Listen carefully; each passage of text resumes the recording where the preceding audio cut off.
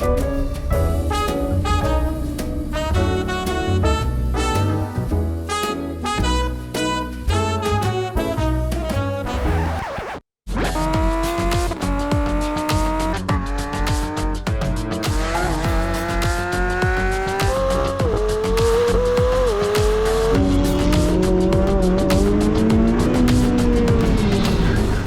guys, well, welcome to Thermal Raceway, the Thermal Club. This track is so much fun. It's actually cooling down because we're no longer stuck out here with the summer heat, right? Right behind me, well, we have some really cool exotic supercars. To my left, a custom MSO McLaren 750S, and we'll actually meet the owner of these cars right here to my left because, well, today we're gonna do a track test to see what the best from like McLaren, also Porsche, and then Lamborghini has to offer. And then we're gonna shake things up by hopping inside the Ferrari 48 Challenge race car. It's so cool. I'm very curious because, you know, as a exotic car fan, I actually bought a McLaren 750S, and that's mine way down here with the Papaya Spark and the Burton Blue. And I've tracked that car a ton at tracks such as here all the way up north to Laguna Seca and more. I want to get that on Circuit of the Americas ASAP. But in this video, we're going to hop in each one of these cars, the best from these brands,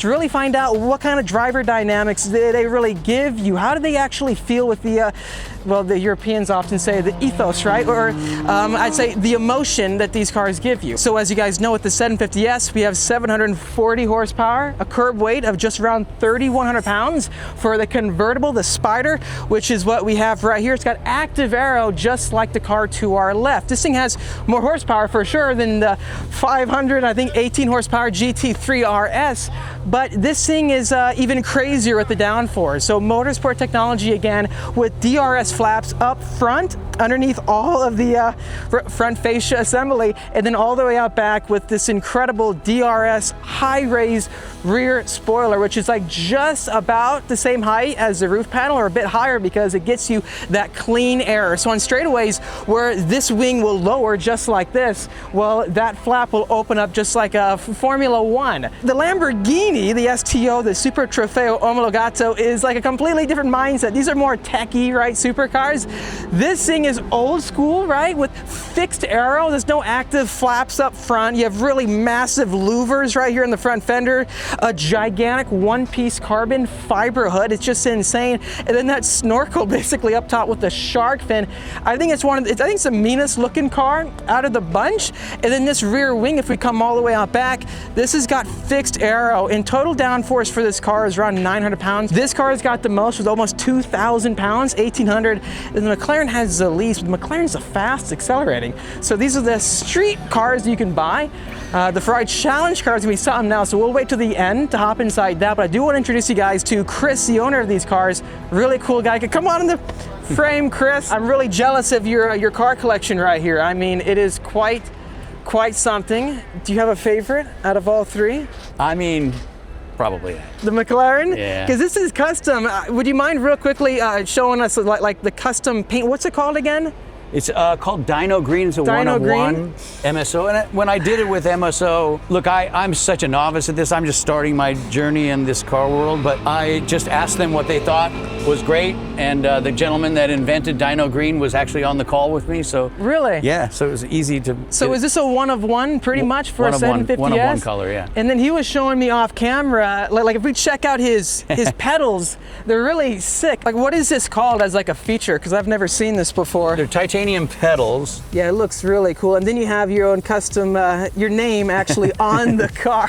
What really got you introduced into cars? Like what made you want to go this direction with, you know, the GT3 RS? Everyone knows this car. It's so famous across the world, even with McLaren. What sparked that for you to get these? By trade, I'm a musician. I was on tour in Tokyo at the Porsche Experience, which everyone does like to, you know, it's like a Disneyland, right?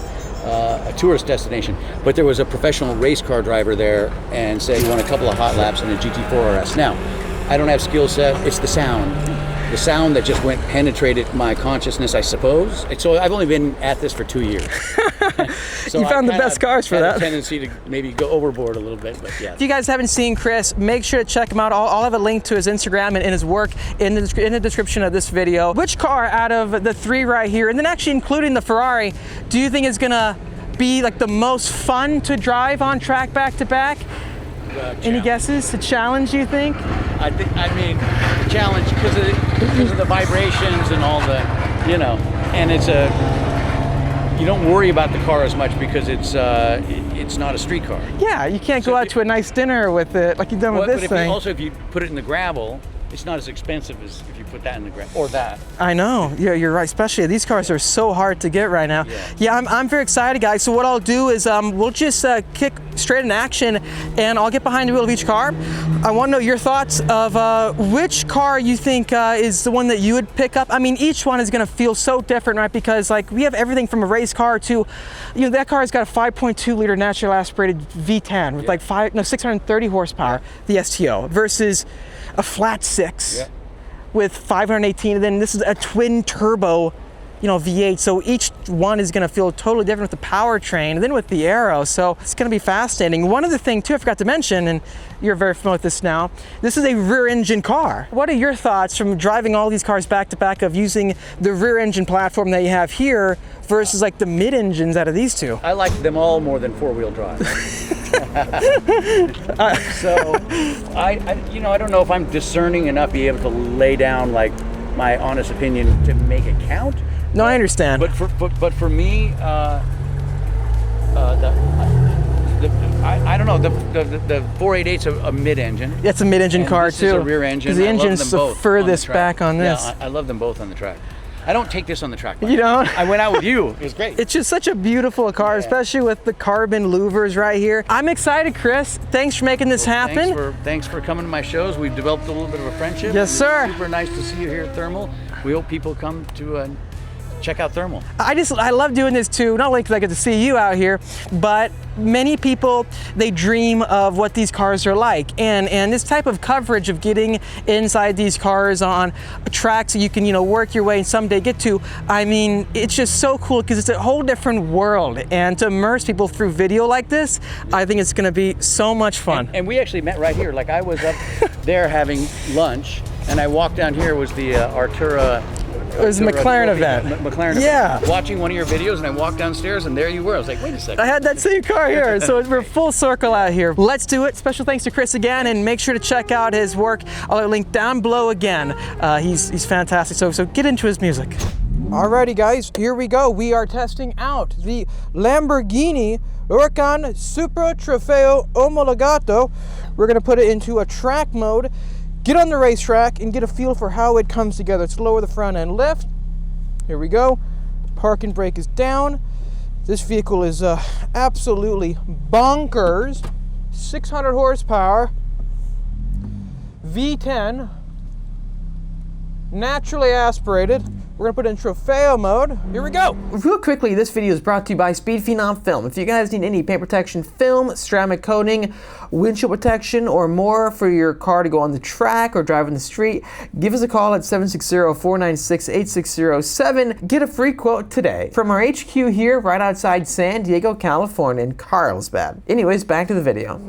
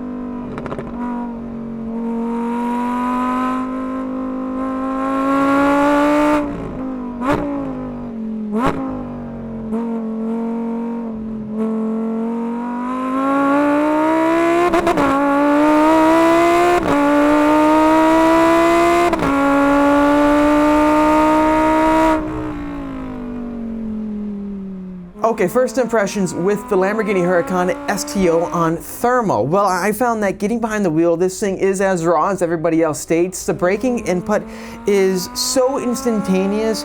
You need to make sure that you are aware it's not like a McLaren or other track-focused car, even a race car, because those vehicles require a much harsher input with the brake to slow it down. This car, it's so, let's say, sensitive that when you barely press it, the car wants to slow down really hard. Secondly, you need to make sure that you are smooth on the pedal inputs, because the car is either on gas or it's off. It doesn't have that smooth middle ground where when you're handling the car with, let's say, mid-corner maintenance throttle, if you let go a little bit or get back on it, you'll feel that pause of a transition between on power and off, and then right there in the middle. It's like a three-stage thing. So what I'm trying to say is that stay on power mid-corner, stay on brakes smoother, then get on power smoother. Just make sure every input you give has a purpose behind it. Otherwise, the car is so jumpy at times, you could get the cutout, the tail end. But that's a good thing because it makes it so fun. You get behind the wheel and you realize this thing is raw, this thing is edgy. I got to maintain focus behind the wheel. Steering feel is good. It's not as easy to see out of. The windshield's very small. It's kind of intimidating with the way it's laid out. But the noises, the feedback, it makes it such an engaging experience. Lastly, it doesn't feel too heavy compared to a lot of hybrids out there. Then with the downforce on top of that, it's actually well put together with a mid-corner entry. It's such a easy car, I would say, to use a downforce to get into a corner hot. Some cars you don't even realize or feel any downforce is there, but this vehicle, it feels like it's hooked up, I would say, on those fast mid-speed corners where you're going really quick and turning it in. Though some other cars in this test will have even more downforce. I'm excited to share my impressions on them. Let's get into the next car, the McLaren 750S.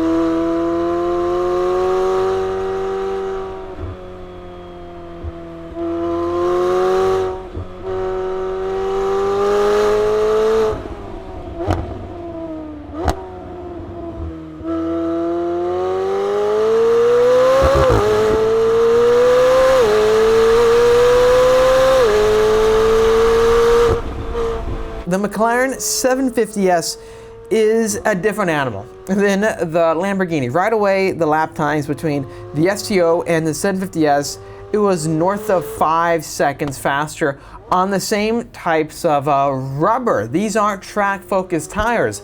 These are, what do you call them, the Bridgestones out of the STO and the Corsas out of the McLaren 750S. So with Trofeo Rs on either car, I would wager that the lap time would drop by 3 to 4 seconds on this track. It's quite a noticeable difference, especially on a layout such as this. So how was it over 5 seconds faster? Well, first off, the acceleration makes a night and day difference. It really does. Secondly, it's an easier car to drive. When I was able to get the car ready for a corner ahead of me, I was using optimum trail braking to dial in the trajectory of the car to rotate it in.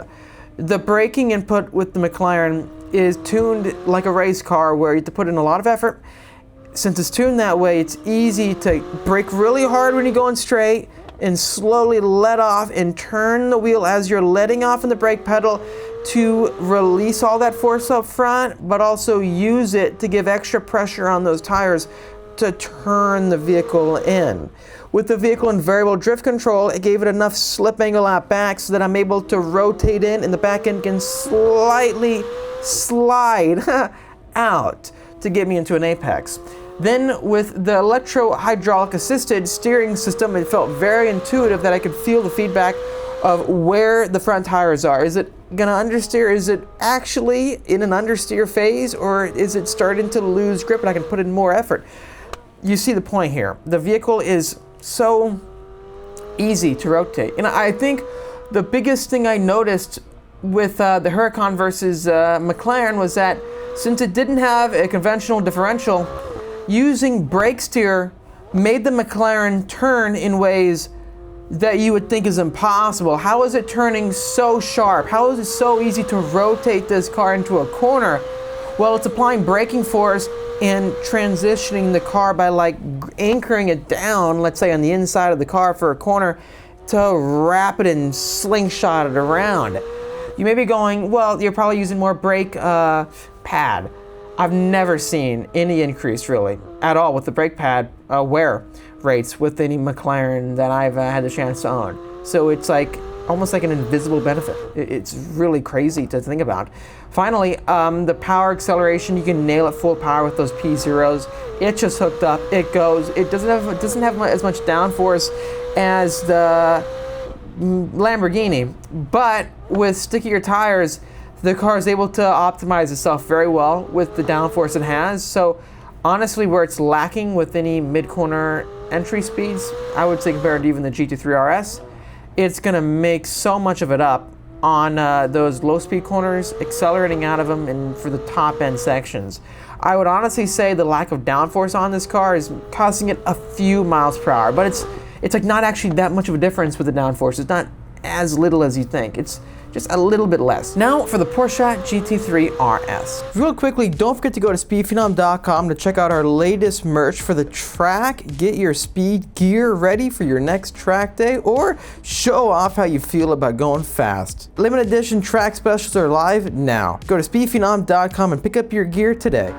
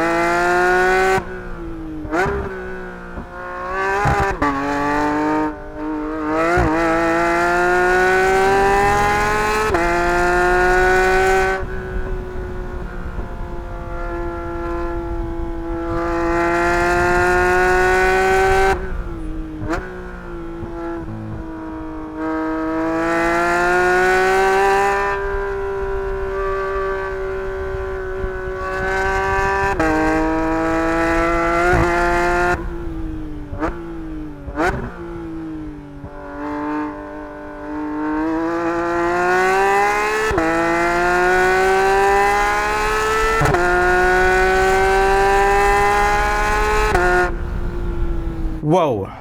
Again, about 5 seconds faster than the previous car, the 750S on this track. And pause that, you're probably going to the comment sections going, what? This car had racing tires on it, so the difference with the Delta, it makes a lot of sense. With racing tires on this car, and all that downforce, it's just insane. It's absolutely insane. It was probably between the McLaren and this, maybe the easiest car to drive fast. I would say maybe the easiest one. McLaren felt just fun. The acceleration was just so fun. I would say out of the three, the McLaren was more fun to drive on track, but the GT3 RS was easier. Obviously, with those tires and downforce again, it's making such a big difference. So let's talk about it. First off, when we're going on a big straightaway, I'm able to go to a pretty high top speed because I'm braking much later than the other two cars, given that it actually has track tires. So I'm braking significantly later, and this car, whew, it loves to trail brake. It just rotates so well. Getting into the first corner, it's rotating hard. I can get right up on the curbing, nail the throttle. Since it doesn't have 700 and 800 horsepower, you can just full throttle it, you know, leaving an apex, and it's just hooked up because it's got 500 horsepower, 518 horsepower. Leaving that corner, the next corner, it's such a thrilling experience to be able to go into a corner and just feel downforce. It's a sensation that most people will never get to experience, I honestly think, and I would honestly say the car I want to buy next, like after this video, is a GT3 RS. I want to buy one now. I want to have one. Of course, we have the GTD coming, which it should have even more downforce or the same, last that I heard online. Anyways, to be mid-corner and just feeling how locked down it is, feeling the G-forces, that secondary corner around 80 miles an hour, crazy. The next corner, it just rotates in so well. You can dive it into corners. It's balanced. It's just, imagine playing a video game and like getting a really good lap in and you're feeling like, that felt good. That's the sensation of the GT3 RS when it's properly set up. It's easy and it's faster than pretty much anything else out there. This is so good. It's like race car good. And I want to show you after the next vehicle that I jump in. Any complaints? Well, acceleration, it's significantly slower on straightaways accelerating than the McLaren, but the downforce was more, so on the high-speed chicane, I was going significantly faster, and I felt more confident, I would say. The car gives more confidence for those high-speed downforce sections. It makes sense. I wish we had the same tires in the McLaren in this video, but regardless, it was a lot of fun to test. Let's get behind the wheel of the Ferrari.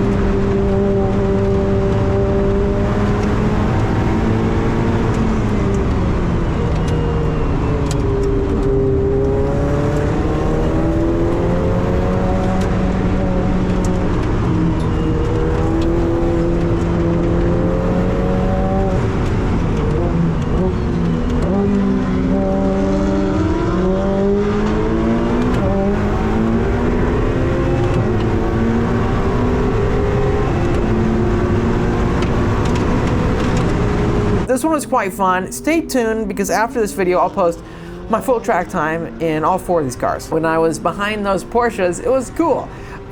Because those were, they said they were as fast as like GT3 cars when I talked to one of the engineers. It felt so good, that Ferrari. You just feel the downforce in every corner, just like the GT3 RS. Weirdly enough, I was like 2 seconds faster in the Ferrari than the GT3 RS.